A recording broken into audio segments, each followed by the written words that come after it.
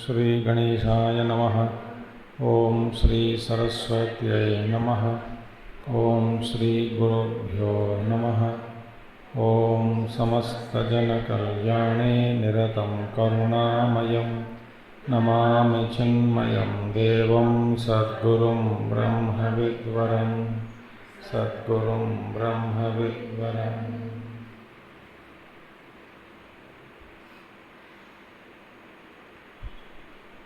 ओम व्यासं वसिष्ठनप्तारं शक्ते पौत्रमकल्मषं पराशरात्मजं वन्दे सुगतातं तपोनिधिं।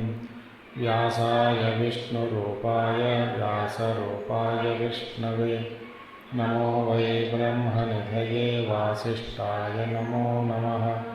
वसुदेवसुतं देवं कंसचाणूरमर्दनं देवकी परमानन्दं कृष्णं वन्दे जगद्गुरुं कृष्णं वन्दे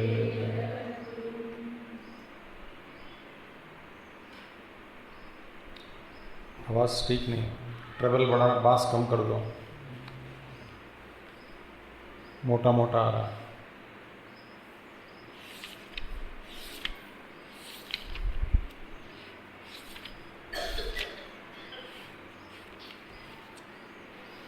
अथ चैनं नित्यजातं नित्यं वा मन्यसे मृतं तथापि त्वं महाबाहो नैवं शोचितुमर्हसि।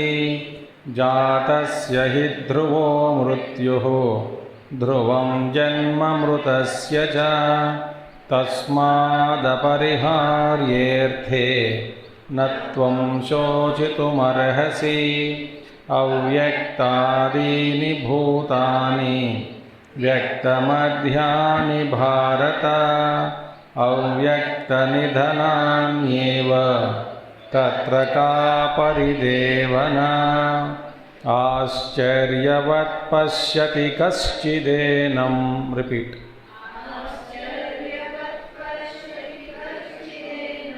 आश्चर्यवत् वदति तथैव चान्यः।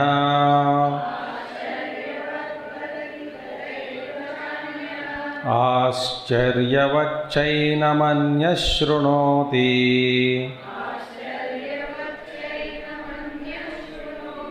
श्रुत्वाप्येनं वेद न चैव कश्चित्।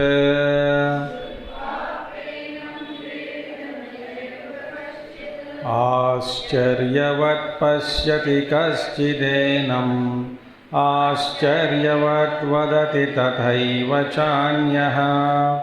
आश्चर्यवच्चैनमन्यः शृणोति।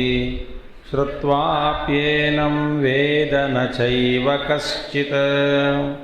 तो हमने देखा कि अव्यक्तादीनि भूतानि व्यक्तमध्यानि भारत। सारे जो ये भूत है माने प्राणिनः,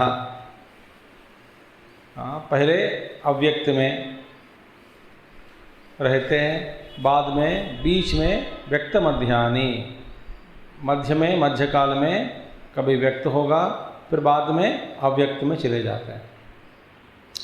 तो ये यदि तुम प्राणी को एक शरीरधारी ऐसा मानकर चलोगे कि एक प्राणी एक है, एक प्राणी है, एक जीव है, वो तो शरीरधारी ही है और शरीर के साथ तादात्म्य होकर व्यवहार करते हैं।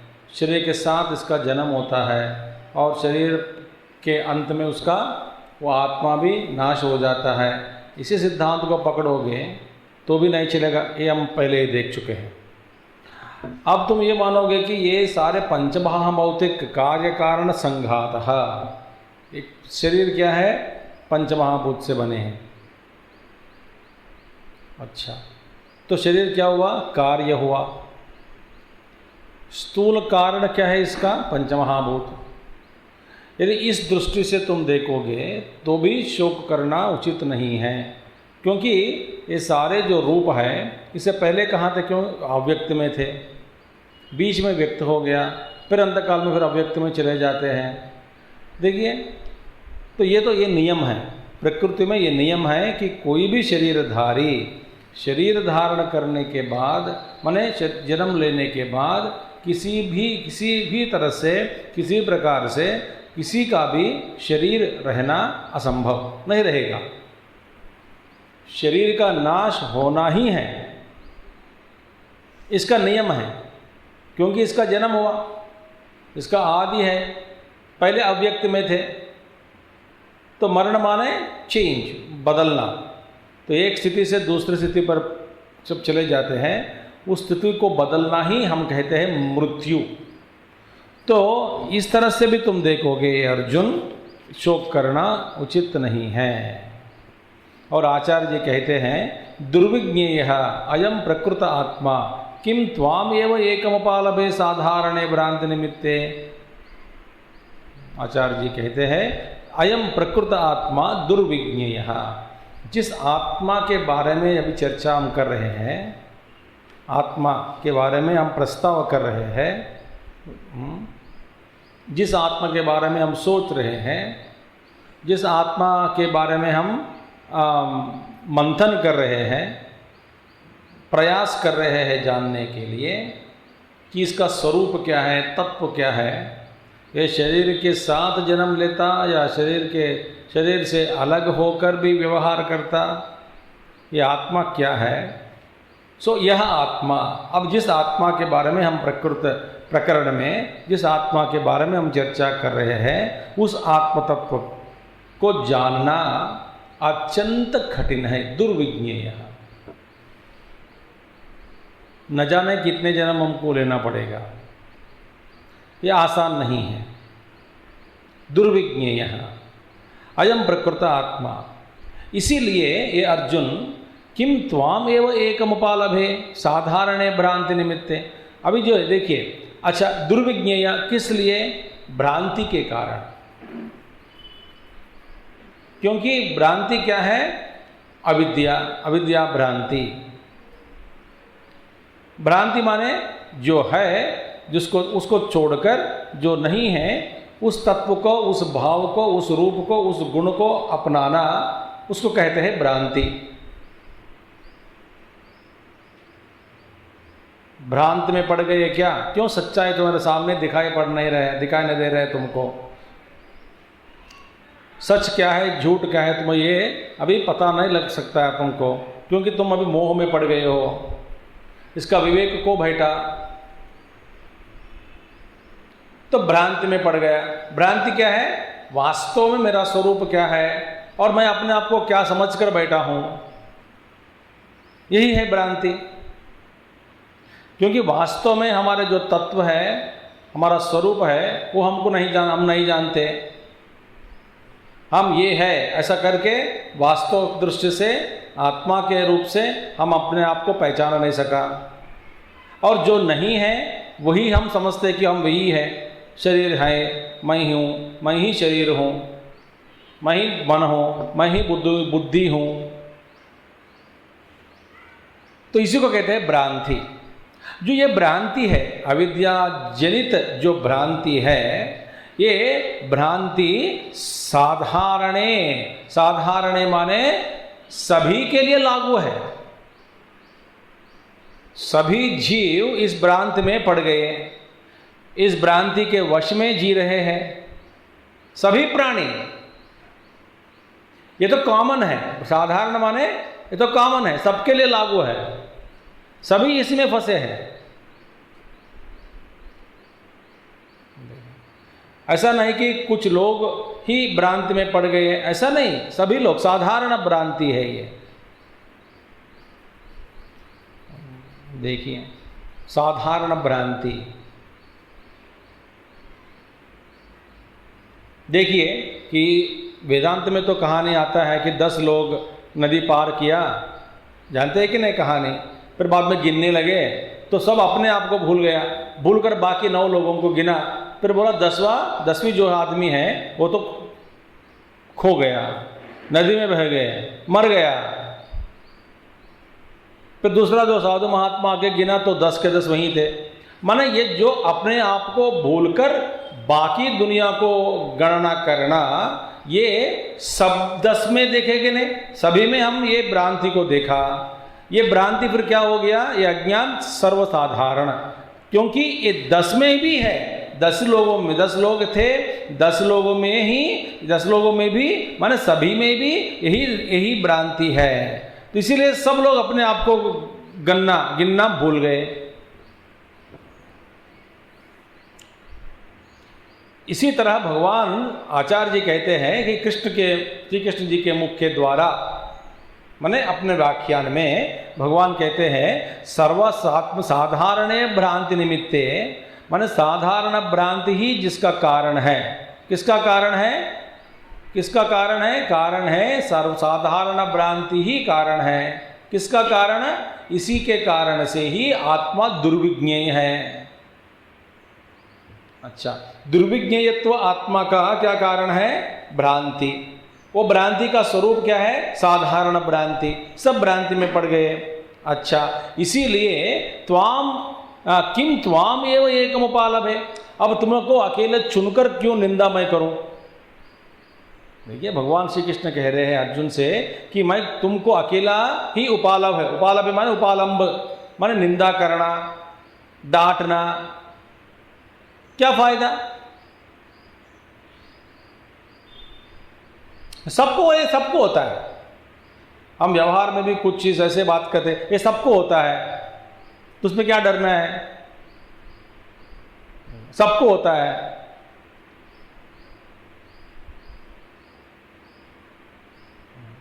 जीवन में एक व्यक्ति को कभी चीख नहीं आई, हुआ नहीं बेचारा, उसको एक बार अचानक हो गया, वो परेशान हो गया कि ये क्या बीमारी है। फिर बाकी सब लोग सुनाया कि भैया ये तो सबके लिए लागू है, तुम्हारे जीवन में तो लेट आ गया, बस इतनी देरी से आ गया, अनुभव हुआ तुमको, ये तो सबके लिए होता है। चीख तो सर्वसाधारण है।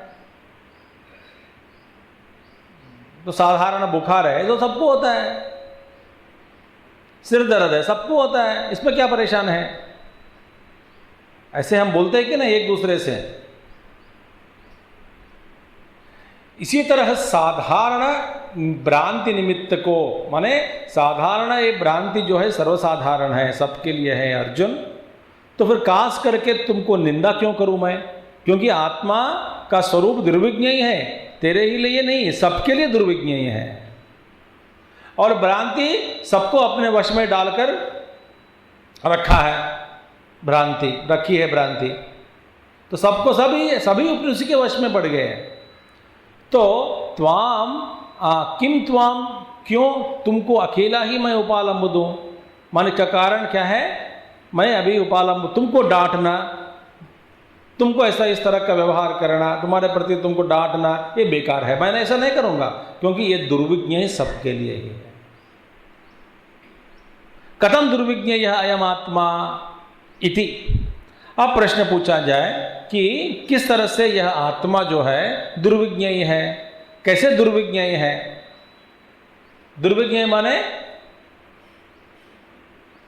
इसका प्राप्ति, इसका अनुभव आसान नहीं है।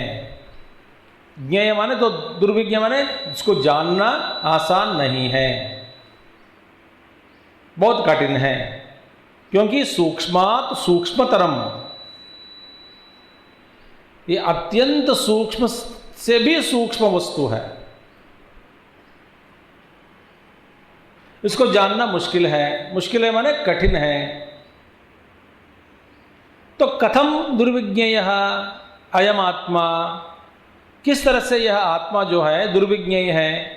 तो भगवान समझाते हैं, आश्चर्यवत पश्यति कश्चित एनम, आश्चर्यवत वदति तथा एव च अन्यः, आश्चर्यवत च एनम अन्यः शृणोति श्रुत्वापि एनम वेद न चैव कश्चित्।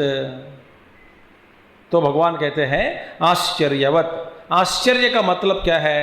आश्चर्य माने वंडर, इंग्लिश में तो वंडर माने भगवान शंकराचार्य जी कहते हैं आश्चर्य माने आश्चर्यम, आश्चर्यवत माने आश्चर्यम क्या है? आश्चर्यम माने अदृष्ट पूर्वम। अदृष्ट, दृष्ट देखा, अदृष्ट कभी नहीं देखा। जो चीज़ ऐसे इससे पूर्व कभी आपको अपने जीवन में कभी भी ऐसा अनुभव नहीं हुआ हो और अचानक ये एक रूप, ये एक गुण, ये एक रंग, ये एक अनुभव आपके सामने आ गया हो और इसका अनुभव कभी नहीं किया, इस वस्तु को कभी नहीं देखा, इस तरह के कॉम्बिनेशन को या व्यवहार कभी नहीं सुना, देखा नहीं, इस तरह के अचानक आपके सामने कुछ चीज़ प्रकट हो गया जिसको आपने कभी नहीं देखा, तो उसको कहते हैं आश्चर्य। आश्चर्य तो आश्चर्य, आश्चर्यम अदृष्टपूर्वम, अदृष्टपूर्वम कभी नहीं देखा, और अद्भुतम तो अद्भुत वस्तु है, अद्भुत अनुभव। ऐसा नहीं कि कभी नहीं देखा बेकार चीज है, नहीं नहीं, ऐसा एक अद्भुत अनुभव की प्राप्ति।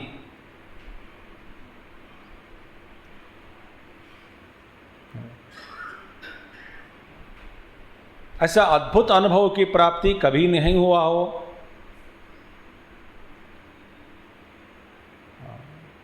कोई भी बताया नहीं सका आपको, बताया नहीं, बताना भी मुश्किल है। ऐसा एक अनुभव आपको मिला तो उसको कहते हैं अद्भुतम। और अकस्मात दृश्यमानम, अचानक, अकस्मात माने बिना बोले,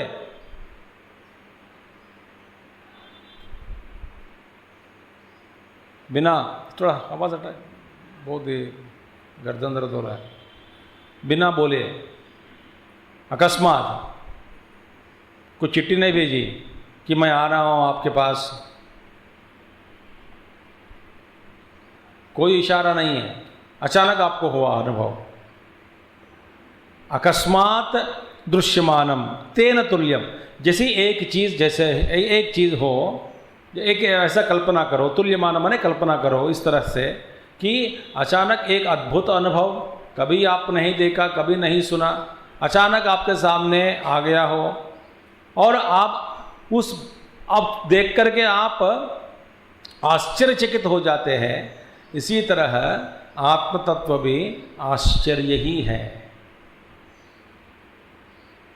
आश्चर्य। एक बार अनुभव हो गया हो, माने अनुभव हुआ तो लगता है कि हाँ ये है मैं, तो मैं जो मैं कहते आया हूँ वास्तव में वो तो झूठ है। अच्छा, वास्तव में मैं का मतलब ये है।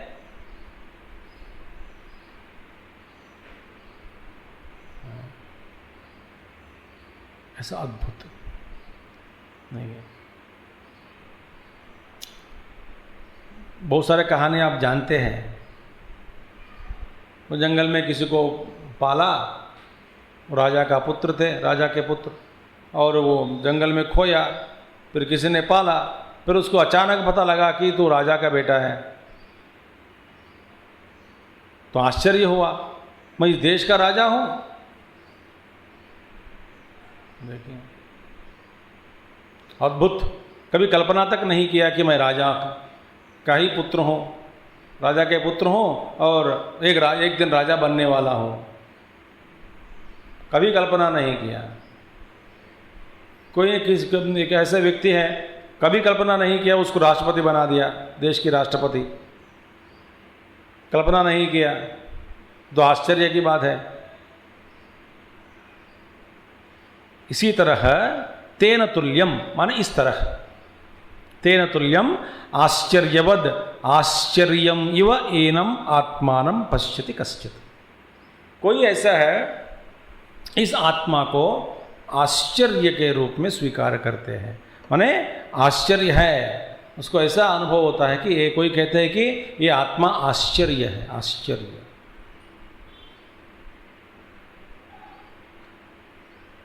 और जो देखिए, जो अनुभव, जिस अनुभव के बारे में आप कभी सोच नहीं सकते, जिस अनुभव आपको अन्य कोई भी व्यक्ति दिला नहीं सकते, और जो अनुभव आप अपने आप में स्वयं अनुभव करना है।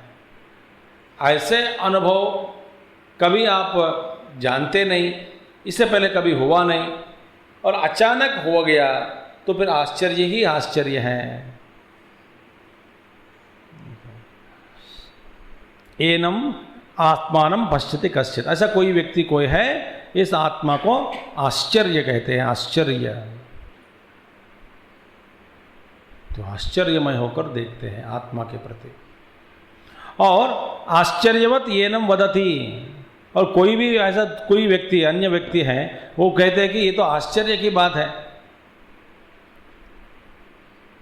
तो आत्मा के बारे में बताओ, आश्चर्य है। आश्चर्यवत कहते हैं। और कोई कहते हैं आश्चर्यवत शृणोति, सुनता है आश्चर्य, तो सुनेगा आश्चर्य से, बात करेगा आश्चर्य से, अनुभव करेगा आश्चर्य से। सब आश्चर्यमय है आत्म तत्व के बारे में। जानना, सुनना, सोचना, कल्पना तो नहीं कर नहीं सकते।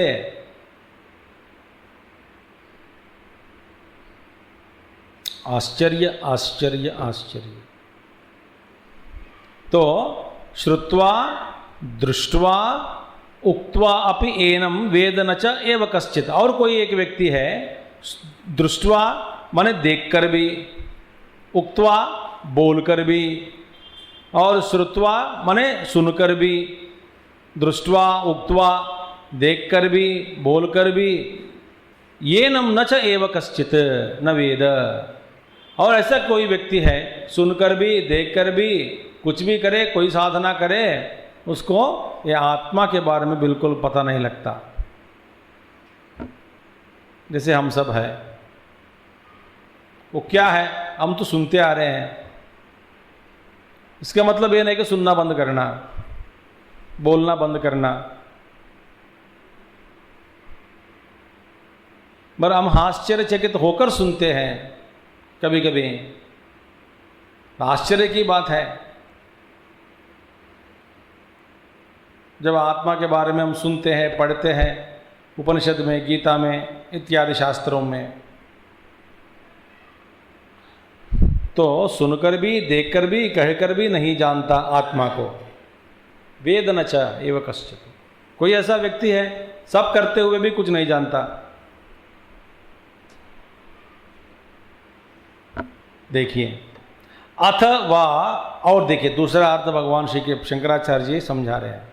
ये तो श्लोक का अर्थ हो गया, आश्चर्यवत पश्यति कश्चित्, एक ऐसे व्यक्ति है आश्चर्य के रूप में देखते हैं, और एक कोई है आश्चर्य के रूप में बोलते हैं, आश्चर्य हो चकित होकर, और आश्चर्यवत अन्य शृणोति, कोई सुनता है, और श्रुत्वा दृष्ट्वा अपि, कोई श्रुत्वा अपि, सुनकर भी कोई किसी व्यक्ति को कोई आश्चर्य लगता कुछ नहीं, देख नहीं सकता। न चैव कश्चित् वेद, वो जान नहीं सकता। ये तो अर्थ हो गया श्लोक का, वह आत्मा अद्भुत है, ठीक है। और भगवान शंकराचार्य जी अथवा यह अयम आत्मानं पश्यति स आश्चर्यतुल्यः यो वदति यथा यह च शृणोति सः अपि आश्चर्यतुल्यः, माने सः अनेक सहस्रेषु कश्चिदेव भवति अतः दुर्बोध आत्मा इति अभिप्रायः। माने वह जो आदमी, अथवा यह अयम आत्मानं पश्यति, जो इस आत्म तत्व को देखता है, माने अनुभव करता है, देखिए करता है, आत्मानं पश्यति स आश्चर्यतुल्यः। देखिए ऐसे व्यक्ति को यदि मिले, आप जीवन मुक्त पुरुष को देखे, मिले, वो तो बड़ी आश्चर्य की बात है, वही आश्चर्य हो जाता है। माने जिसने इस तत्व का अनुभव किया हो वही बड़ा आश्चर्य है बाकी लोगों के लिए, दुनिया के लिए। क्योंकि ये आश्चर्य है कि हमारे बीच में ये एक स्थितप्रज्ञ पुरुष या एक जीवन मुक्त पुरुष है, और उनकी दुनिया अलग है, उनका अनुभव अलग है, उनकी दृष्टि अलग है, उनकी जो चेतना जो है वो सर्वव्यापक है, वो सिद्ध पुरुष है, सब कुछ जानते हैं, ब्रह्मभूता प्रसन्नात्मा, प्रसन्न हो गया, ये तो ब्रह्म स्वरूप बन गए। ऐसे व्यक्ति हमारे सामने आए, हम देख रहे हैं उनको, माने चक्षुओं से। जैसे स्वामी विवेकानंद जी ने अपना गुरु जो रामकृष्ण परमहंस का दर्शन करके अनुभव किया, वो आश्चर्यचकित हो गए। एक त्रुटि काल में पहुंच जाते समाधि में, फिर उतारना मुश्किल है उनको। उनकी दृष्टि अलग है, महात्माओं की दृष्टि, उनका व्यवहार अलग है, पहचान पाना बहुत मुश्किल है, कठिन है। इसीलिए जो जिस आत्मतत्व को जो देखता है वही एक आश्चर्य तुल्य है। देखिए आचार्य जी कहते हैं, और जो वदति यश्च शृणोति, वो भी आश्चर्य है।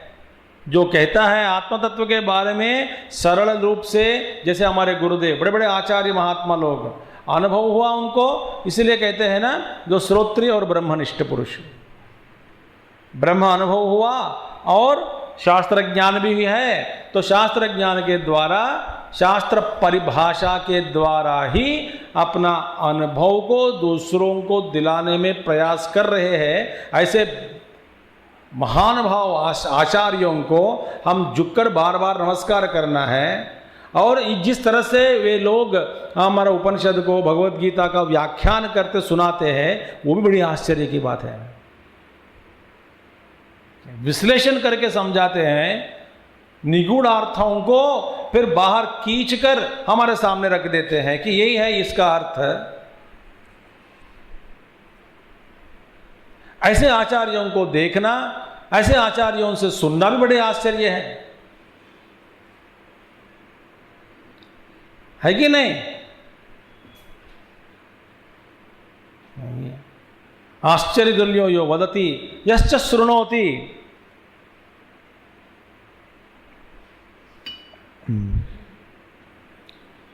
और जो सुनता है, माने आत्मा के बारे में, तत्व के बारे में जैसे सुना दिया, हो जैसे सुनाया, जिसके में जो जिनको दूसरों को जैसे सुनाता है उसी तरह उनको समझ में आ गया, वो भी आश्चर्य की बात है। माने बोध के समय, बोध माने अनुभव नहीं है भाई, उपाख्यान के समय, मानो व्याख्यान के समय, प्रवचन के समय, जो गुरु उपदेश देते समय, जैसे गुरु उपदेश दे रहे हैं और जिस अनुभव में बैठकर गुरु शिष्य को उपदेश देता है, उस अनुभव को मैंने उपदेश के द्वारा ही स्वीकार करना तत्काल, माने उसी क्षण में जैसे सुनाया वैसे के वैसे अर्थ उनको समझ में आ गया। तो ऐसे जो महात्मा जो सुनकर अपने गुरु से समझ लिया, वो भी बड़ी आश्चर्य की बात है। श्रवण माने श्रवण से ही हो गया मुक्ति, फिर मनन निधिध्यासन की कोई जरूर नहीं है।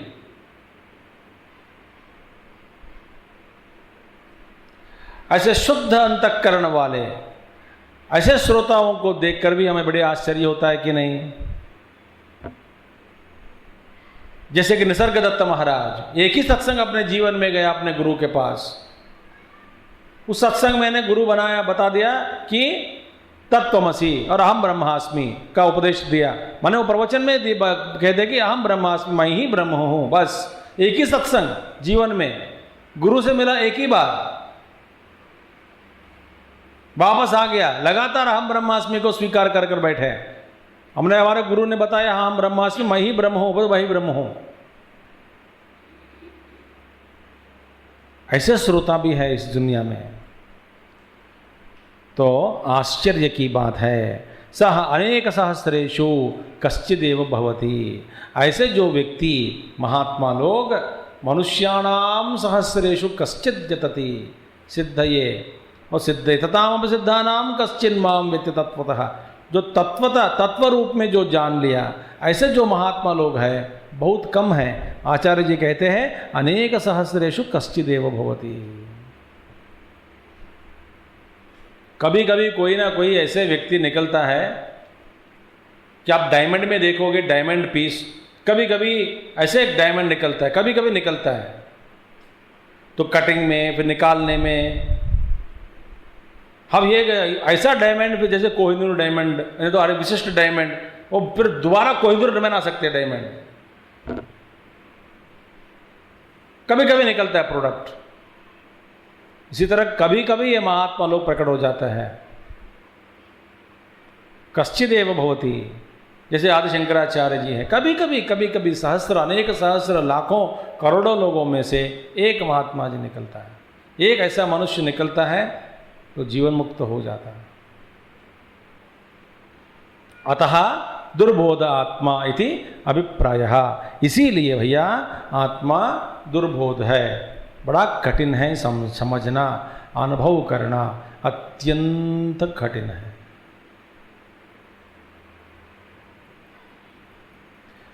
मैं हाथ जोड़कर, जोड़ने की कोई जरूरी नहीं है, दंडा काफ़ी है, फिर भी मैं नाटक कर रहा हूँ। सावधान से बात सुनना मेरी बात। एक कोई व्यक्ति आए 2-3 दिन पहले, 3-4 लोग मिलकर, अभी लिंग मत पूछना, स्त्री है पुरुष है, ठीक है, कुछ मत पूछना, कितने बजे आए, हम देखे होंगे आश्रम के प्रवेश समय या बाहर आते समय, अनुमान लगाएंगे, कुछ मत करना। कुछ ऐसी बात चल रही थी इधर ही, तो वो व्यक्ति वैसे उस साधना के बारे में, ध्यान के बारे में, 4-5 लोग थे, तो बस बात चल रही थी, तो अचानक वो व्यक्ति बोला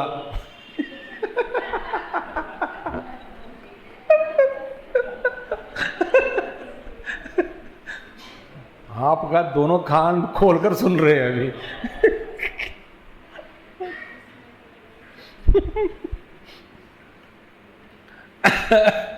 तो क्या हुआ, वो व्यक्ति बोला, तो याद लगा देना,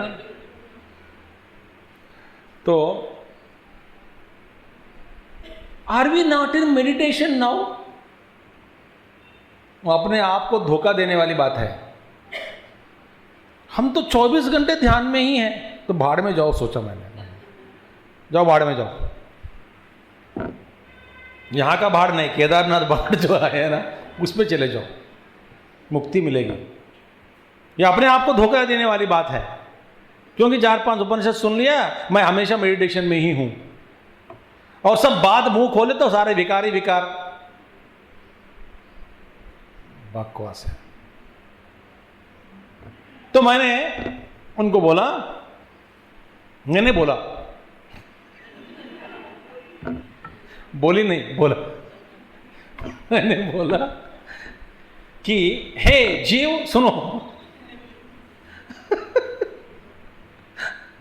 अब सुनो, जब तक आपको, जैसे एक टेबल से मैं अलग हूं,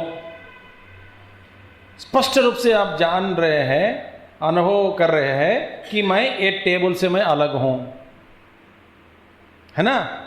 इसी तरह अपने शरीर से, मन से, बुद्धि से अलग होकर आप नहीं देख सकते, तब तक ये अपने बेवकूफ़ी मत करना, कि ये अपने आप को मत समझना कि मैं ध्यान में बैठी हूं, या अपने आप को धोखा मत देना। Talk some sense, I said. तो सारे शास्त्र दुर्विज्ञेय आत्मा, दुर्बोध आत्मा, शास्त्रों में कहा गया, बार बार कह रहे हैं, और 4-5 उपनिषद सुन लिया, 2-3 भगवत गीता सुन लिया, फिर कहने लगे मैं वेदांती हूं, मैं तो अनुभव हो गया मेरा, बस मैं तो ध्यानस्थ हूं 24 घंटे। बेकार सब। तो चुप हो, ओ जीव चुप हो गई, हो गया।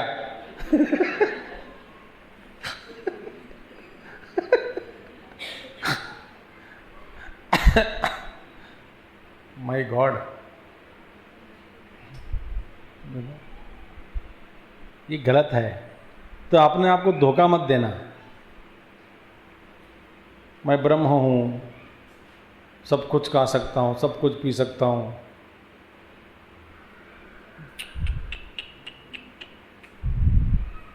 अतः दुर्बोध आत्मा इति अभिप्रायः। ये बड़ा कठिन है।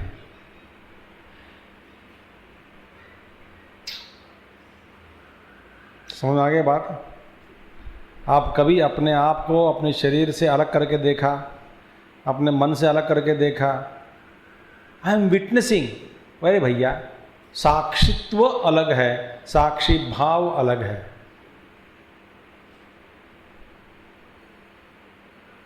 साक्षी भाव है, भाव। साक्षी नहीं बना, पहले बनो साक्षी।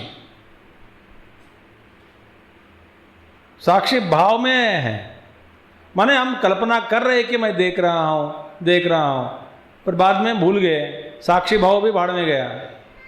2 घंटे के बाद याद आएगा कि मैं कहाँ था, साक्षी भाव में था। तो 2 घंटे से बस घूम रहे हैं नदी में, बह रहे हैं, मन की जो नदी है।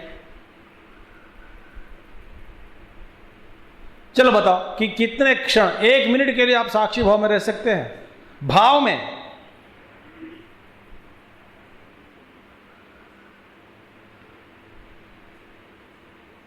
हम सुबह देखा ना सीताशोधरोपनिषद में, मकरादिभिः रागद्वेष आकृष्यमानः समाकृष्यमानः। तो ये आश्चर्य की बात है, और आत्मा दुर्बोध है। अथ इदानीं प्रकरणार्थम उपसंहरन् ब्रूते। अब इस तरह अभी तक, अभी यहाँ तक माने 29वां श्लोक, यहाँ तक हम एक प्रकरण समाप्त कर रहे हैं। माने प्रकरण माने एक थॉट। माने अभी तक हमने क्या देखा?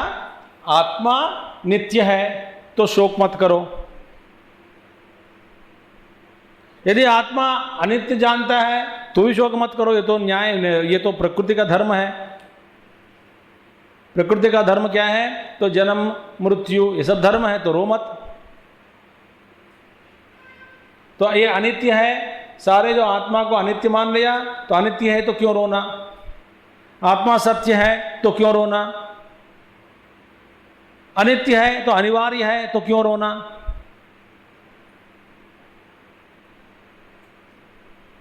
वास्तव में आत्मा जो है अव्यक्तादीन भूताने के बाद फिर अब बताया भगवान श्री कृष्ण ने कि भैया अर्जुन सुनो, ये तो आत्म तत्व है, ये तो आश्चर्य है, आश्चर्य की बात है। इसके बारे में सोचो मत ज़्यादा, क्योंकि अनुभव ही करना है, सोचने से कोई फायदा नहीं है। जैसे कि सोना है, सोना है, सोना है, मुझे सोना है, जब तक ये मुझे सोना है थॉट है, तब तक सो नहीं सकते।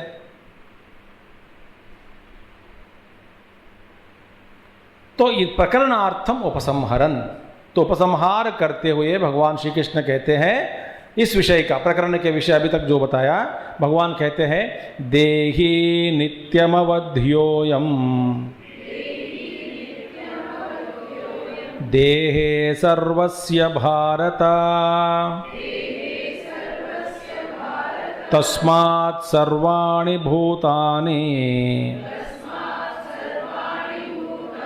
न त्वं शोचितुमर्हसि। मैंने पहले ही कह दिया, अच्छा साथ में पढ़ेंगे।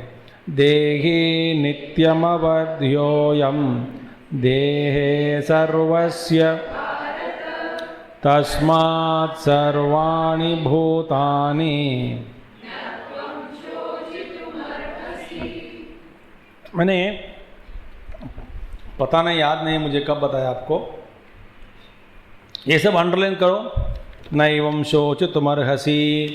फिर 28 श्लोक में तत्र का परिदेवन, फिर 27वां में न त्वं शोचितुमर्हसि, फिर 26वें में नैवं शोचितुमर्हसि, फिर वाले बाद में नानुशोचितुमर्हसि 25वें श्लोक में। बार बार क्या क्या उपदेश दे रहे भगवान श्री कृष्ण हम सबको?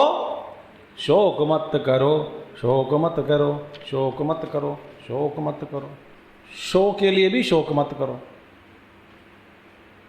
शोक मत करो। भगवान कृष्ण कहते हैं तुम किस लिए रो रहे हो? मुझे तो कोई कारण दिखाई नहीं देता।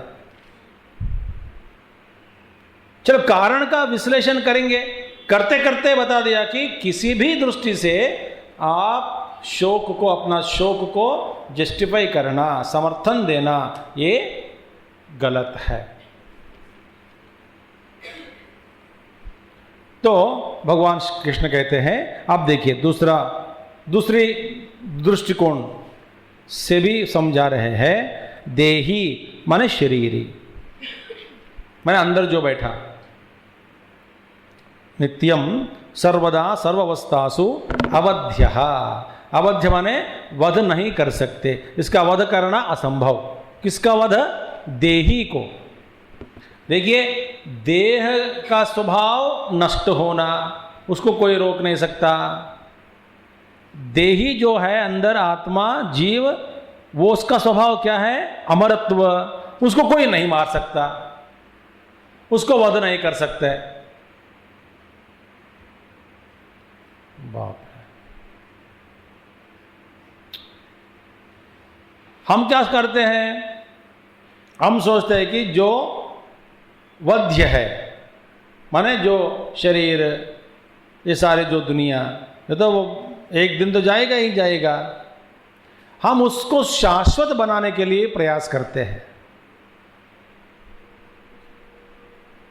देखिए, आप मुझे गलत मत समझना, एक दृष्टि से ये सब ठीक है, देश के लिए भलाई है। आप जितने भी लोग दुनिया में सुबह दौड़ते हैं, उनके बारे में बता रहा हूँ मैं आपको। दौड़ो दौड़ो, सुबह शाम दौड़ो, पसीना निकालो। अच्छा, दौड़ो, ठीक है, एक दृष्टि से ठीक है। बीमार ना पड़े, दूसरों का दिमाग मत खाओ, इसलिए दौड़ो बेटा, दौड़ो। तुम्हारा दौड़ना मतलब घर के घर में शांति मिलती है। 2 पराठा भी एक्स्ट्रा खा लो, फिर दौड़ो दौड़ो। तुम्हारे दौड़ने का जो लाभ है दूसरों को, यही है कि तुम जल्दी से बीमार नहीं पड़ोगे और घर वालों को शांति मिलती है, इसलिए दौड़ो। इससे ज़्यादा मैं आपको और एक अच्छा, जो आदमी दौड़ता है वो किस लिए दौड़ता है?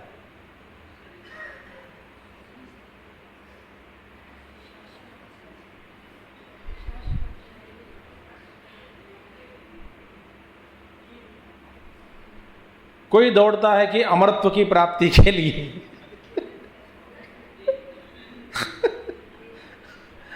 मैं रहूंगा, जीऊंगा, फिट फिट फिट फिट। क्या फिट है? फिट है, मैं फिट हूं, फिट हूं। You are a pit, not a fit. अच्छा, अब दौड़ता दौड़ो, ठीक है, पर किस लिए दौड़ रहे बताओ? जीने के लिए। अच्छा, जीने के लिए। जी कर क्या कर रहे हो? अपुरुषार्थम पुरुषार्थम मन्यमानः। हमने कहीं देखा? आज ही देखा। जो पुरुषार्थ नहीं है उसी को पुरुषार्थ के रूप में स्वीकार करके सारे जीवन जो जी रहे हैं, तो वो अज्ञान ने आज देखा कि सुबह आज ही देखा हमने। अपुरुषार्थम पुरुषार्थम मन्यमानः। अब देखिए, दौड़ स्वास्थ्य के लिए तो ठीक, स्वास्थ्य के लिए ठीक है, बट स्वास्थ्य के लिए, स्वास्थ्य में जी रहे हैं, बिल्कुल ठीक है भैया। आप देश के लिए कुछ काम कर रहे हैं अपने स्वास्थ्य से? अच्छा, घर में कुछ शारीरिक काम करते हैं क्या सेवा के रूप में? अब इसका प्रयोजन क्या है? तो ठीक है, health is good, but what are you doing with that health? ये मेरा प्रश्न है। स्वास्थ्य जियो, आरोग्यम महाभाग्यम, मैं सब जानता हूं, ठीक है, मगर आरोग्य की प्राप्ति के बाद आप क्या कर रहे हैं? भैया, देह को ठीक रखो तो ठीक है, फिट रखो ठीक है, ताकि हम आत्मा के बारे में सोच सके, देश की सेवा कर सके, दुनिया की सेवा कर सके, लोगों की भलाई के लिए काम कर सके। इसलिए शरीर की पुष्टि होनी चाहिए। मन में तुष्टि, शरीर में पुष्टि।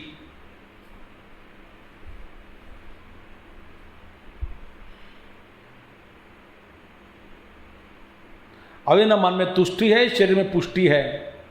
और शरीर की पुष्टि के लिए देखिए जो देह जो है गिरेगा जरूर एक दिन, उसी के पीछे हम पड़ गए।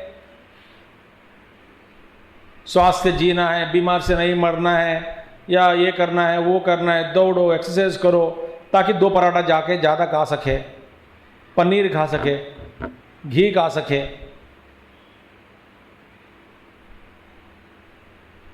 अब देखिए व्यवहार के पीछे इसका कोई प्रयोजन क्या है? प्रयोजन,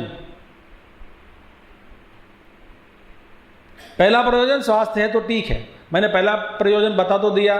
देश के लिए भी खुश है, परिवार भी खुशी हो जाते हैं, सुख में रहते हैं कि ये भैया ये तो बीमार नहीं पड़ते हैं, ठीक है, स्वास्थ्य बिल्कुल फिट है तो इसलिए हम बच गए, बढ़िया है।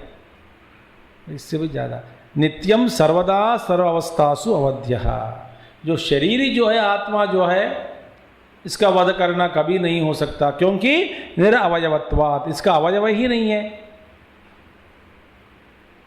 जिसका अवयव है, पार्ट्स, तो उसको वध कर सकते हैं। शरीर क्या है? मैं शरीर ही क्या है? जीव क्या है? जीव का स्वरूप क्या है?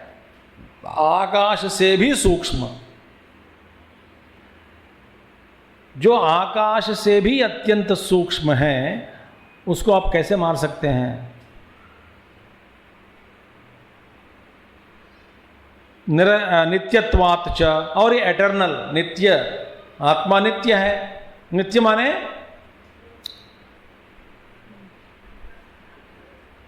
शाश्वत, एटर्नल। तत्र अवध्यः अयम देहे शरीरे सर्वस्य सर्वगतत्वात् स्थावरादिषु स्थितः अपि। देखिए ये आत्मा तो वास्तव में एक ही है, इसका जो प्रतिबिंब अहंकार के रूप में प्रत्येक शरीर में भास रहा है, ठीक है। जो आत्मा है सर्वव्यापी है और सभी प्राणियों में, सभी देह में ही है। और एक एक देह में अनेक प्रकार, एक एक देह में अपना अपने अवयव भी है। इतने अवयव होते हुए भी, इतने शरीर में रहते हुए भी आत्मा अवध्यः। देखिए शरीरे सर्वस्य सर्वगतत्वात्, क्यों? आत्मा सर्वस्य सर्वव्यापक है। आत्मा जो प्योर चैतन्य, शुद्ध चैतन्य जो है, प्योर कॉन्शियसनेस जो है, वो तो सर्वव्यापक है, अत्यंत सूक्ष्म है, गुणरहित है, पांच महाभूत से भी परे है, मन से भी परे है, बुद्धि से भी परे है। ऐसे जो तत्व है सर्वव्यापक है, सब में स्थित है, अवयव नहीं है। तो अवयव शरीर में रहते हुए, अनेक सभी प्राणियों के शरीर में उपाधि में रहते हुए भी, इन सभी उपाधियों का आधार क्या है? वही है। माने इन सभी शरीरों में रहते हुए भी वो अवध्य है, सर्वत्र उपलब्ध है, मगर इसका वध करना कभी नहीं होता। स्थावरादिषु स्थितः अपि, स्थावर जंगम, पर्वत में है, पहाड़ में है, पर्वत में, माने स्थावर और जंगम सब में व्यापक है। इस सभी का आधार क्या है? वही है, सबका आधार परमात्मा ही है। तो देही नित्यम, तो शाश्वत है, नित्य है। अवध्यः अयम देहे सर्वस्य भारत, तस्मात् सर्वस्य प्राणिजातस्य देहे वध्यमाने अपि अयम देही न वध्यः यस्मात्। देखिए प्राणिजातस्य देहे वध्यमानः अपि, माने सभी संपूर्ण प्राणियों के शरीर तो नाश हो जाते हैं, शरीरों का नाश होने पर भी देही जो है उनका नाश कभी नहीं होता। इसलिए भीष्मादीनि सर्वाणि भूतानि उद्दिश्य न त्वं शोचितुम् अर्हसि। इसीलिए भीष्मा जी के बारे में, द्रोणाचार्य जी के बारे में सोचकर तुम शोक करना ये ठीक नहीं है, वे तो शाश्वत है। शरीर का लक्षण ही बस एक दिन गिरना, अंत होना। चीर्यते इति शरीरम, शिथिलावस्था को पहुंचने वाली चीज जो है उसी को शरीर कहते हैं। इसीलिए अर्जुन तुम रोना नहीं। अब देखिए भगवान कहते हैं यह परमार्थ तत्व आपेक्षायाम शोको मोहो वा न संभवति इति उक्तम। अभी तक परमार्थ दृष्टि से, परमार्थ तत्व आपेक्षायाम माने इनकी दृष्टि से, पारमार्थिक दृष्टि से, तत्व की दृष्टि से, दो आत्मा है, शुद्ध आत्मा, सर्वव्यापक आत्मा जो है उसकी दृष्टि से, परमार्थिक दृष्टि से अपेक्षायाम देखोगे तो शोक और मोह वह न संभवति इति उक्तम। उस आत्मा की दृष्टि से तुम देखोगे अर्जुन, शोक और मोह का होना असंभव इति उक्तम। अभी तक हम जितने भी श्लोक पढ़े इसके द्वारा हमको ये बताया गया, समझाया गया कि ये अर्जुन, हम सब अर्जुन ही हैं। भगवान समझा रहे हैं कि आत्मा की दृष्टि से न शोक होता है न मोह होता है। इति उक्तम, समझा दिया। माने आत्मा के कोई कहोगे, कहता है कि प्रभु आप बार बार आत्मा, अब जब कुछ भी हुआ तो आत्मा के ऊपर चले जाओ, ऊपर बैठ जाते हैं आप।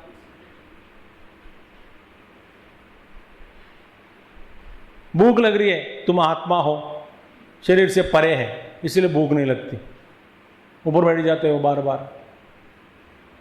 हम व्यावहारिक दृष्टि से भी थोड़ा समझाओ।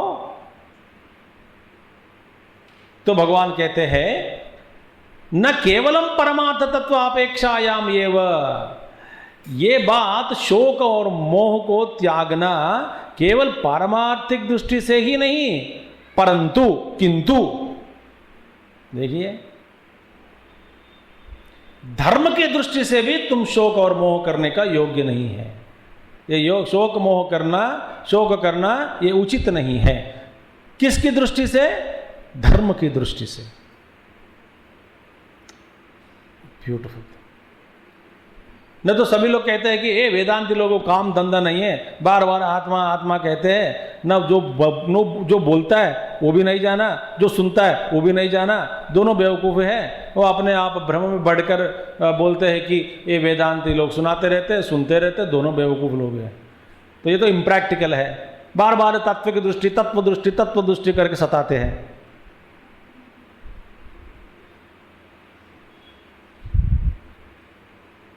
ये पाषाण है, पाषाण। दिल तो पत्थर है। कुछ भी कहो ब्रह्म सत्यम जगन मिथ्या बोल देते हैं।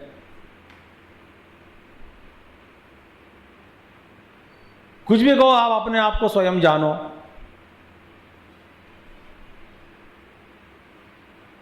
नहीं तो कुछ भी कहो विचार करो। रेडीमेड इनके पास अस्त्र है 108, वो छोड़ते रहते एक के बाद एक।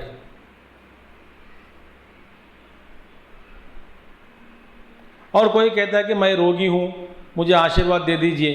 कौन किसको आशीर्वाद देगा? कौन रोगी है? तुम रोगी हो तो अपने आप को जानो। ले लड्डू प्रसाद। मैं डायबिटिक हूं, कौन है डायबिटिक? कौन है लड्डू? देने वाला कौन है? लेने वाला कौन है? खाओ या खाओ, ना खाओ ना खाओ, मुझे क्या फ़र्क पड़ता है? मरना है तो कल तो लड्डू खा के ही मरो, तो लड्डू क्यों छोड़ना है? ऐसा कंफ्यूज उपदेश दे के छोड़ देते हैं। जो आता वो कभी नहीं आएगा फिर दोबारा।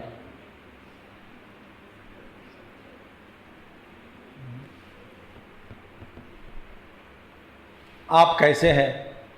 किससे कह रहे हैं? शरीर से, मेरे मन से, मेरी बुद्धि से। मैं हर स्तर पर हूँ। मेरा अस्तित्व जो है शरीर का आधार भी है, मन का भी आधार है, बुद्धि का भी आधार है। आपको किस तरह से उद्देश्य करके आप इस प्रस्ताव अभी उठाया मेरे सामने? आप कैसे है? इसका मतलब, आपका मतलब कौन है? शरीर, देहात्मा, प्राणात्मा,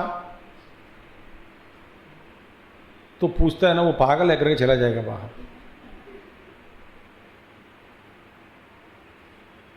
और कुछ लोग जानबूझकर ऐसे जवाब देते हैं कि ताकि कोई नहीं आके डिस्टर्ब मत करे। ऐसे कोई अवधूत लोग, मैंने बहुत लोगों को देखा, कोई प्रश्न पूछा बेकार जवाब दे देते, चल जाओ यहाँ से पत्थर फेंकते रहे। तो बहुत दौड़ो, पागल बाबा है वो, अकेले मत में रहते हैं, कोई नहीं आएगा पास में। इसलिए परमार्थ दृष्टि से ही नहीं, किंतु न केवलम परमार्थ तत्वापेक्षायाम एव शोक मत करना, फिर किंतु स्वधर्ममपि चावेक्ष्य न विकम्पितुमर्हसि धर्माद्धियुद्धो युद्धाश्रेयोन्यत् क्षत्रियस्य न विद्यते स्वधर्ममपि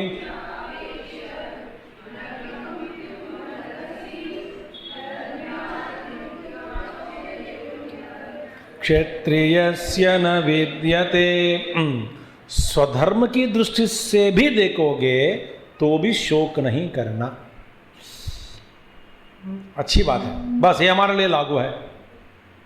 पारमार्थिक दृष्टि से समझे या ना समझे, मगर धार्मिक धर्म की दृष्टि से आप देखोगे, स्वधर्म अपि स्वधर्म क्षत्रिय से युद्धम। क्षत्रिय से स्वधर्मम क्या है? युद्धम। देखिए, तू तो क्षत्रिय है कि नहीं? मैं तो क्षत्रिय हूं। हाँ जी, तो तू क्षत्रिय हो ये अर्जुन, और तुम्हारा क्षत्रिय का धर्म क्या है, स्वधर्म क्या है? युद्ध करना। युद्ध करना वो तो धर्म है। तो स्वधर्म क्षत्रिय से युद्धम तम अपि अवेक्ष्य, माने स्वधर्मम अपि अवेक्ष्य। तम माने स्वधर्मम। स्वधर्म की दृष्टि से भी तू देखोगे, तत्व की दृष्टि से मत देखो, धर्म की दृष्टि से देखो, नजर लगाओ, जरा सोचो। अब तुम भागना चाहते हैं इस युद्ध से, क्यों? मोह ममता के कारण, इसलिए शोक कर रहे हो। मैंने समझा दिया कि कोई भी व्यक्ति शाश्वत नहीं है। तत्व की दृष्टि से, आत्मा की दृष्टि से कोई भी किसी भी व्यक्ति का वध करना ये कभी नहीं होगा। अवध्य है, सर्वव्यापक है,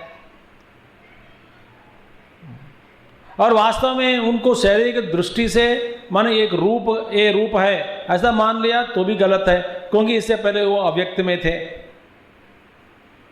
बीच में व्यक्त हो गया, तो अभी बाद में फिर अंत हो जाएंगे। तो किसी भी दृष्टि से देखोगे अर्जुन, तुम शोक करना उचित नहीं है। और स्वधर्म की दृष्टि से देखोगे, चलो ठीक है, स्वधर्म क्या है? क्षत्रिय का धर्म क्या है? युद्ध। तो युद्धम तम अपि अवेक्ष्य त्वम न विकम्पितुम प्रचलितुम न अर्हसि। माने चलन, माने प्रचलितुम माने वेवर, कंप, प्रकंप, घबराना। स्वधर्म की दृष्टि से तो देखोगे तो घबराओ मत, गिरना, चलना माने प्रचलना, प्रचलितुम। देखिए, कंपनम, अविकंप योग। देखिए, विकंप, अविकंप, भगवान इसका शब्द का प्रयोग किया है। अविकंपम, अविकंपितम अर्हसि, न विकंपितम अर्हसि। प्रकंप माने शेकिंग, शिवरिंग,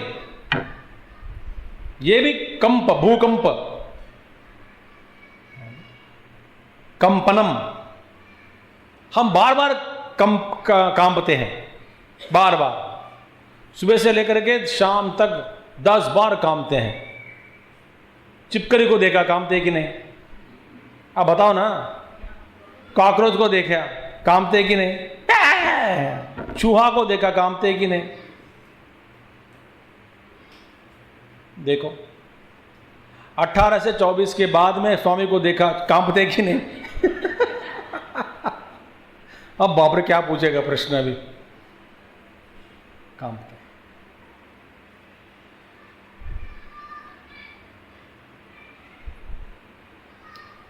तो भगवान कहते हैं न विकम्पितुम प्रचलितुम न हरहसी।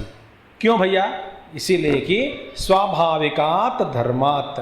देखिए, क्योंकि क्षत्रिय के लिए युद्ध करना स्वभाव सिद्ध है।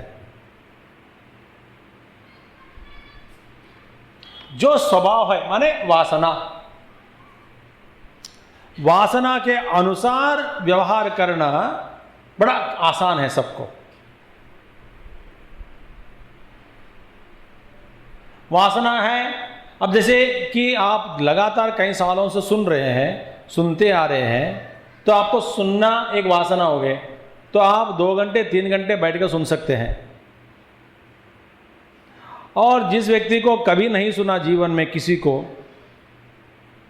न पत्नी की बात न पति की बात, जो भी है, न स्कूल में टीचर की बात कभी नहीं सुना, ऐसा व्यक्ति को सत्संग में लाकर बिठा दिया, वासना बिल्कुल नहीं है, वो फिर कांपते कि नहीं, कब खत्म होगा कब खत्म होगा।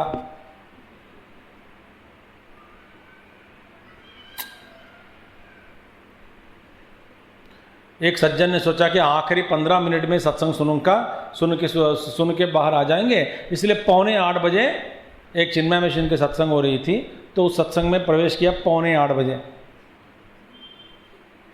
उससे पहले दिन आचार्य जी ने अनाउंस किया कल 7:30 से 9 बजे तक हम सत्संग लेंगे।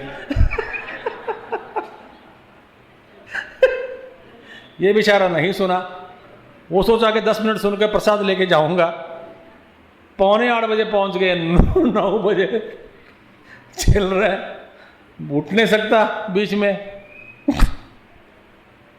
बोले ये क्या दुर्भाग्यपूर्ण की बात है कि ये क्या कहाँ फंस गए। फिर किससे पूछा कि लिखे कि क्या हो रहा है, बोला आज 9 तक है, 9 बजे तक। बोले बाप रे, मैंने गलती किया। ऐसी स्वभाव से वासना के अनुसार व्यवहार करना, काम करना आसान है, और इसीलिए आसान भगवान ने बना दिया वासना के अनुसार, क्योंकि जैसे वासनाएं हैं इसी तरह का व्यवहार, माहौल की सृष्टि की गई हमारे सबके लिए। जो हमारे के जो सृष्टि, हमारी दो दुनिया भगवान ने जो बनाया, हमारी दुनिया, इस दुनिया में, बड़े दुनिया में हमारी दो दुनिया, छोटी दुनिया, हमारी दुनिया वासना के अनुसार ही है। तो एक ये देखिए स्वाभाविकात, एक तो है स्वभाव के साथ धर्मात, स्वाभाविक धर्म बन गया। दूसरी बात है कि आत्म स्वभाव्यात, माने ये स्वभाव, फिर दोबारा बता रहे आत्म स्वभाव्यात, ये तो युद्ध करना तुम्हारा स्वभाव है। आत्म स्वभाव्यात, वो आत्मा का ही स्वभाव है। आत्मा माने यहाँ पे ये शुद्ध आत्मा नहीं है, व्यक्ति, जीव आत्मा। तुम्हारे वासना के अनुसार तुम्हारा स्वभाव क्या है? युद्ध करना। तो स्वभावात, देखिए स्वाभाविकात धर्मात आत्म स्वभाव्यात इति अभिप्रायः, तो ये तुम्हारा ही स्वभाव है, इसलिए कांपना गलत है। तो क्षत्रिय का धर्म युद्ध है, न विकम्पितुम प्रचलितुम न हरहसी, ये तुम्हारा धर्म है, तो तुम्हारा धर्म से ही तुम डरना, ये ठीक नहीं है। तुम्हारा धर्म से तुम क्यों डरते हो? ये तुम्हारा कर्तव्य है, तो युद्ध करो।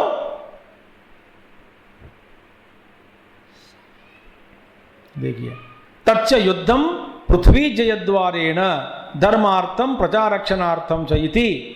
युद्धम, युद्ध किस लिए?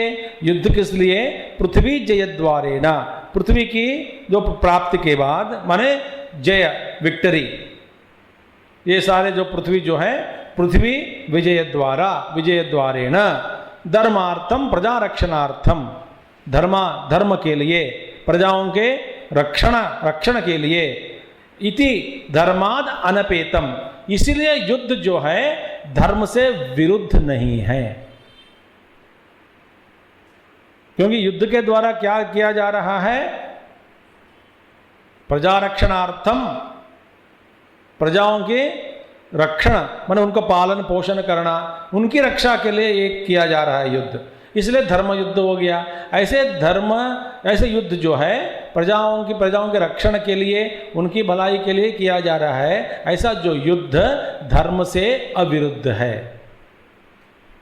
धर्मात् अनपेतम, धर्म से अलग नहीं है। और दूसरी क्या है? परम धर्म्यम, धर्म से अलग नहीं है, परंतु किंतु ये तो परम धर्म, माने ये तो तुम्हारा सुप्रीम ड्यूटी बन गए। धर्म से अलग अलग नहीं है, मगर परम धर्मम अपि तस्मात् धर्म्यात् युद्धात्। देखिए ये युद्ध क्या है? धर्म युद्ध। ऐसे धर्म युद्ध से श्रेय अन्यत क्षत्रियस्य न विद्यते, इसीलिए कि ऐसे धर्म युद्ध से क्षत्रिय के लिए इससे भी लाभदायक, फलदायक, देखिए श्रेय, श्रेय माने श्रेय, इससे भी ज्यादा श्रेय, भलाई किसी में भी नहीं है। तो धर्म की दृष्टि से देखोगे तो भी तुम शोक करना उचित नहीं है, आत्मा की दृष्टि से देखोगे शोक करना उचित नहीं है। भगवान समझा रहे हैं कि आदमी का जो शोक है, शोक का समर्थन हम तो करते हैं, कर लेते हैं, मगर तात्विक तत्व दृष्टि से, धर्म दृष्टि से भी रोना नहीं है, शोक करना योग्य नहीं है। और जो अधर्म है, अधर्म के कारण अधर्म मार्ग पकड़कर हम कुछ प्राप्त करना चाहते हैं, वो अधर्म मार्ग है, इसलिए वो वस्तु नहीं मिला, मिला तो भी नहीं रहेगा। और ये अजीब सा बात है कि हम एक व्यापार शुरू करते हैं, धंधा, ये 100 रुपया लगाया कैपिटल अमाउंट, और लगातार 5 साल मुझे प्रॉफिट मिली, लाभ। अब लाभ मिलने के बाद 100 रुपया बन गए 1 लाख, तो 6वां साल में 10,000 नुकसान हुआ, और मैं रोने लग जाता हूं कि नुकसान हो गया। भगवान डंडा लेके मारते हैं कि बेवकूफ 90,000 के यहाँ खाता। तो शुरू किया 100 रुपया से, अब 1 लाख तक पहुंचा दिया, तो ये 10,000 नुकसान नहीं होता। तो लाभ में इस साल लाभ नहीं दिया, पूर्व लाभ से भगवान ने कुछ ले लिया अपना शेयर, इसको हम टाइटल कर देते हैं नुकसान, और रोने लग जाते हैं, शोक करते हैं। आपको समझ में आ रही बात? इसी तरह जो अधर्म की बात है, अधर्म मार्ग को पकड़कर हम चलते हैं, और इसीलिए चलते हैं कि हम कुछ प्राप्त करना चाहते हैं अधर्म मार्ग के द्वारा, और कुछ नहीं मिला तो रोक शोक करते हैं। वास्तव में वहां पे शोक करने का योग्य नहीं है, क्योंकि रास्ता ही गलत है।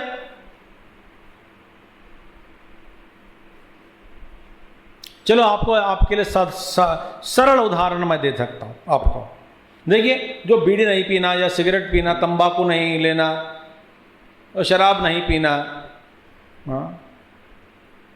पिज्ज़ा मत खाना, ये खाना वो, ऐसे सारे जो भी है, वो जब दुर्व्यवहार और दुराचार के द्वारा, माने खाने पीने में कोई कंट्रोल नहीं है, अब जो चाहिए वो खा लिया, सब खा लिया, ये खा लिया, वो खा लिया, वो तो वास्तव में शरीर के लिए ठीक नहीं है, स्वास्थ्य के लिए बिल्कुल ठीक नहीं है। तो अपने काम में भी अवरोध है ऐसे खाना, क्योंकि बीमार पड़ जाते हैं, शरीर का वजन बढ़ जाता है, उठ नहीं सकते, फिर नहीं सकते, घूम नहीं सकते। आज मैंने अखबार में पढ़ा कि कुछ 300 एयर होस्टेस एयर इंडिया वालों को उतार दिया, बोले कि आप ज़्यादा वेट है, खाते रहे, क्योंकि आपके वेट की वजह से हमारा नुकसान हो रही है, क्योंकि हम 100 किलो चढ़ा सकते हैं एक्स्ट्रा वेट फ्लाइट में, और आपके ही वजन 1000 किलो है, तो 900 किलो हम सामान चढ़ा नहीं पा रहे हैं, और 900 लोगों किलो का जो सामान तो ले सकते हैं एयर इंडिया फ्लाइट में, वो हमारा नुकसान है, क्योंकि एक्स्ट्रा 250 रुपया 200 रुपया कुछ लेते हैं 1-1 किलो के लिए। तो 900 किलो माने समझो, एक फ्लाइट में, एक फ्लाइट 4-5 ट्रिप लगाती है इधर उधर, एक में 10 लाख नुकसान हुआ, क्योंकि आप पांचों के मिलकर 100 किलो ज्यादा नुकसान है, ओवरवेट है, और वेट ज्यादा है तो पेट्रोल भी ज्यादा लेते। मैं वास्तव में बता रहा हूं आपको, ये सब जानते हैं कि नहीं? हम जानते हैं, फिर भी यथेच्छा व्यवहार करते हैं, अच्छा करो करो, फिर रोग में आज रोगी हो जाते हैं, हाँ तब शोक क्यों करते हैं?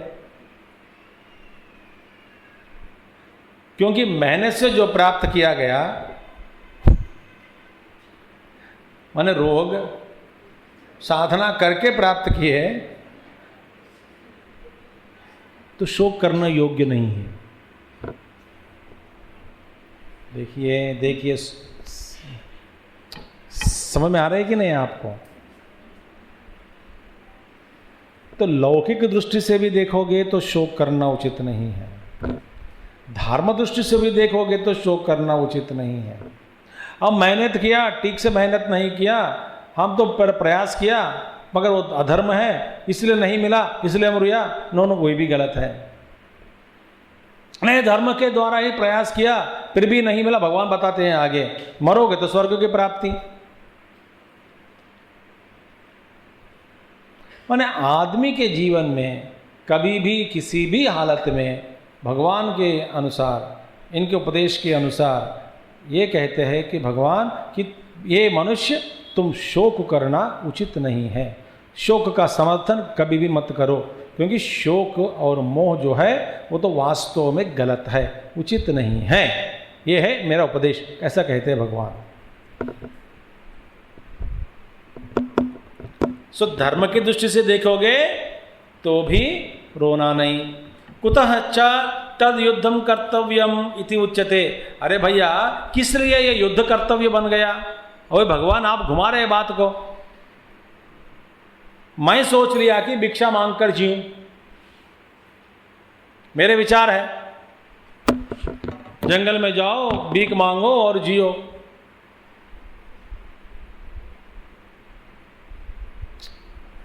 और आप कह रहे हैं कि युद्ध करना मेरा कर्तव्य है।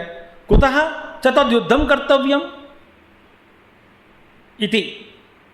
पूछा जाए कि भैया ये बताओ कि मेरे युद्ध जो है, ये युद्ध मेरा कर्तव्य कैसे बन गया? क्योंकि युद्ध करके तो मरेंगे ही। तो भगवान कहते हैं न यदृच्छया चोपपन्नम स्वर्गद्वारमपावृतम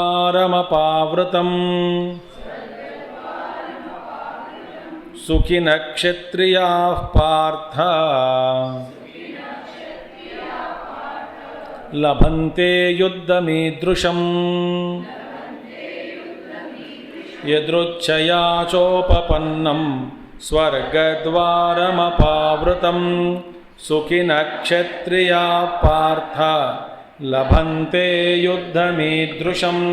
देखिए ये याद रखना, यदृच्छया, यदृच्छया माने यदृच्छया च अप्रार्थितया उपपन्नम, माने बिना मांगे जो आए। याद सुन लीजिए, कोई भी धर्म का अवकाश माने अवसर की प्राप्ति,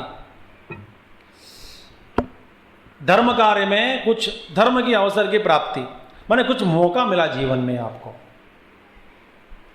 कुछ दान देने का, कोई किसी को खिलाने का मौका, किसी को समझाने का मौका, किसी थोड़ा कुछ प्रयास करने का मौका, सेवा करने का मौका, बिना बोले। यदृच्छया माने अप्रार्थितया, बिना मांगे, नहीं मांगा किसी से, संकल्प भी नहीं किया, और बिना मांगे माने बिना पूछे, वो हमारे जो धर्म के अनुसार, हमारे धर्म के अनुसार माने स्वभाव के अनुसार मेरा जो धर्म है वो धर्म ही मेरे सामने कर्तव्य के रूप में प्रकट होकर बिना मांगे यदि कर्तव्य के रूप में मेरे सामने प्रकट हो गया, वो कर्तव्य माने धर्म ही मेरा कर्तव्य है। सो धर्म ही मेरा जो स्वधर्म है, स्वधर्म ही मेरा कर्तव्य के रूप में आकृति लेकर सामने प्रकट हो गए, तो वो ऐसा जो प्रकट हो जाता है अपने आप, उसको कहते हैं यदृच्छया माने अप्रार्थितया, माने बिना सोचे बिना मांगे।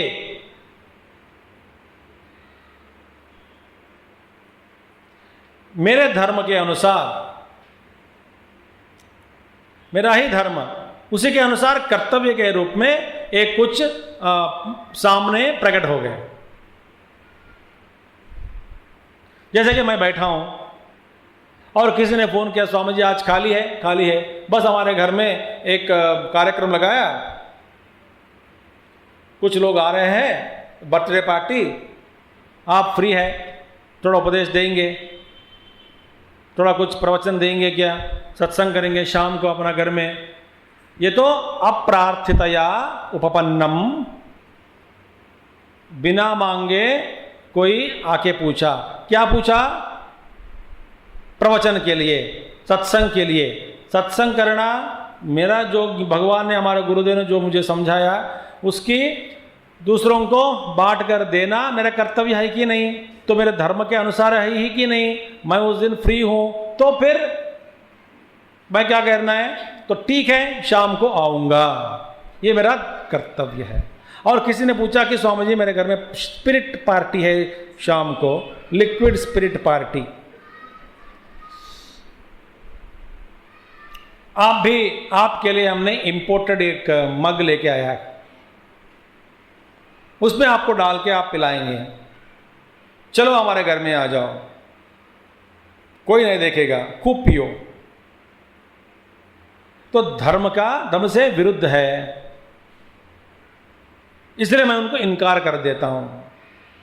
तो देखिए, बिना मांगे, बिना पूछे, बिना सोचे, मेरे धर्म के अनुसार कोई भी काम अपने आप कर्तव्य के रूप में प्रकट हो गया हो, इससे ज्यादा लाभदायक आदमी के लिए और कुछ नहीं है। यदृच्छया च उपपन्नम, अप्रार्थतया उपपन्नम, उपपन्नम आगतम। देखिए देखिए, आगतम माने आ गए, वापस मौका आ गया, वापस नहीं, मौका आ गया, मिल गया।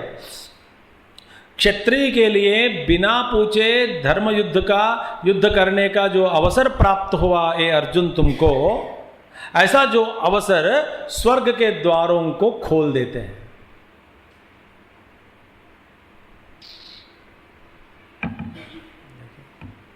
बिना पूछे तू तो कल्पना नहीं किया, और ऐसा जो मौका जो है, स्वर्ग का जो द्वार है, स्वर्ग के द्वार, उन द्वार को खोल देते हैं आपके लिए, सबके लिए नहीं। स्वर्गद्वारम अपावृतम,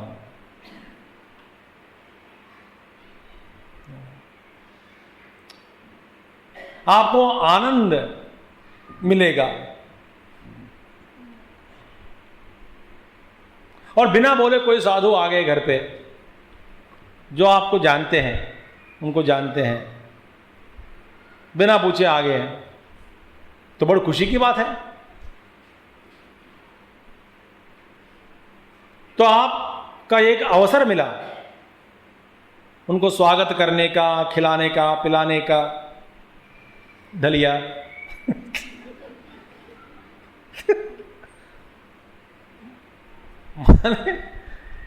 ये देखिए, अवसर जो है, स्वर्ग द्वार अपावृतम, स्वर्ग माने आनंद की ओर ले जाने वाले। क्योंकि आप में धर्म बुद्धि है और धर्म कार्य करने का सामर्थ्य भी है, मगर मौका नहीं मिला। और ऐसा मौका जो है अपने आप स्वयं प्रकट हो गए, खुशी की बात है। इसीलिए भगवान कहते हैं स्वर्गद्वारम अपावृतम उद्घाटितम। उद्घाटन माने मालूम है ना? उद्घाटितम ये तद ईदृशम युद्धम लभन्ते क्षत्रियाः हे पार्थ किम न सुखिनत्ते, क्या वे सुखी नहीं रहते? ऐसे जो मौका क्षत्रियों को जब मिल जाते हैं, क्या ऐसे जो क्षत्रिय, वे क्षत्रिय सुखी नहीं होते क्या? सुखी नहीं होते। आप में सामर्थ्य भी है, आपके धर्म के अनुसार एक कर्तव्य, धर्म ही कर्तव्य के रूप प्रकट होकर किसी ने आपसे कुछ मांगा, आप दे सकते हैं। क्या ये मौका नहीं है?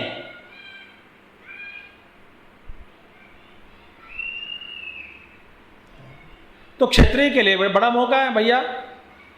ऐसे मौका, धर्मयुद्ध करने का मौका तुझे मिला, तो इसका लाभ उठाओ। है तुम्हारे वासना के अनुसार और धर्म युद्ध करने का जो अवसर मिला उसको छोड़कर तुम जाना चाहते हो और परधर्म को अपनाना चाहते हो। जो तेरा धर्म नहीं है और परधर्मो भयावह, आगे कहेंगे भगवान श्री कृष्ण।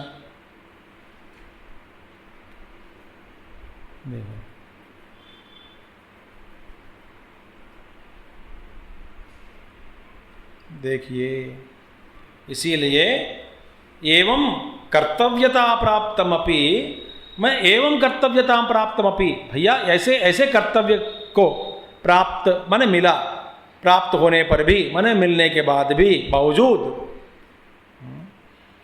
माने ऐसा मौका मिला, इसके बावजूद भी तुम नहीं करना चाहते हो युद्ध। फिर इसका नुकसान क्या है? लोग नहीं छोड़ते हैं तुमको।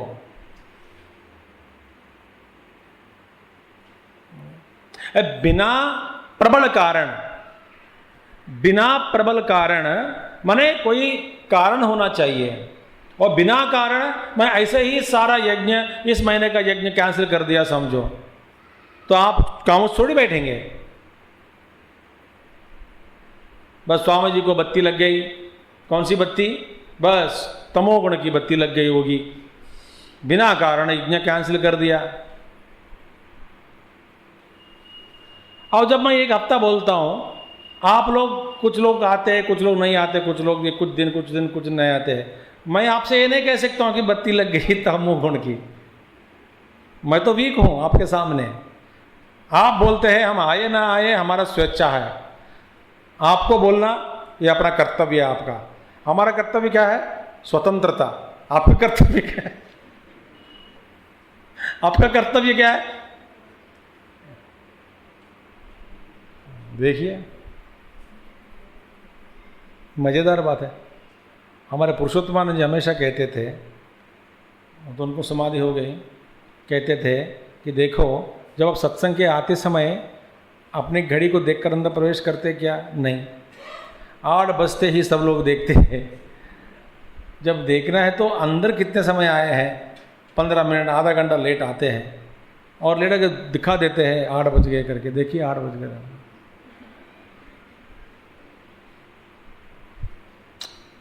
तो तुम देखो समय, प्रवेश करते समय समय देखो कितने समय पे आए हो। तो अनुशासन तुम्हारे लिए नहीं है, दूसरों के ऊपर सिर पे रगड़ देते हैं। तो ऐसे युद्ध अवसर मिलने के बाद भी, इसके बावजूद भी तुम युद्ध करना नहीं चाहते हो, तो क्या होगा? अथ चेत्त्वमिमं धर्म्यं संग्रामं न करिष्यसि ततः स्वधर्मं कीर्तिं च हित्वा पापमवाप्स्यसि। अथ चेत्त्वमिमं धर्म्यं संग्रामं न करिष्यसि ततः स्वधर्मं कीर्तिं च हित्वा पापमवाप्स्यसि। ये बहुत सारे चीज़ें इसमें, स्वधर्मं कीर्तिं च हित्वा पापमवाप्स्यसि, इसका हम देखेंगे कल। ओम पूर्णमदः पूर्णमिदं पूर्णात् पूर्णमुदच्यते पूर्णस्य पूर्णमादाय पूर्णमेवावशिष्यते। ओम शांति शांति शांति।